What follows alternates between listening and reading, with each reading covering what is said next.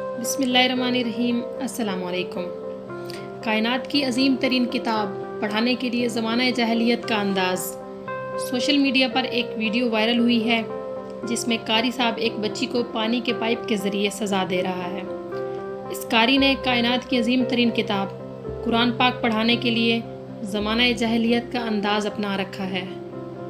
ये वीडियो मदरसा खालिद बिन वलीद, औरंगी टाउन, मोमिनाबाद, ज़ियाउल हक कॉलोनी, कराची में रिकॉर्ड की गई है, जहां पर एक कारी बच्चियों को कुरान पाक पढ़ा रहा है और इस दौरान वो एक बच्ची को पानी के पाइप के ज़रिए खौफनाक सज़ा दे रहा है। इस सज़ा पर वो बच्ची रोने के साथ साथ चीखों पुकार कर रही है, लेकिन कारी उसे सज़ा देने से बाज नहीं आ रहा।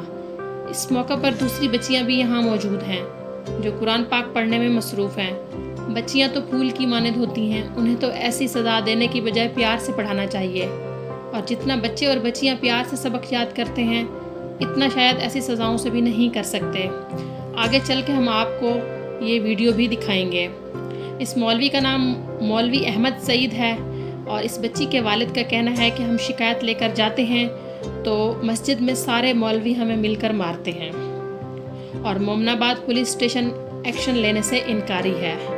आप भी आगे चल के ये वीडियो देखें और देखें कि किस तरह से एक नाजुक सी बच्ची, फूल सी बच्ची पे ये कारी साहब जुल्म कर रहा है।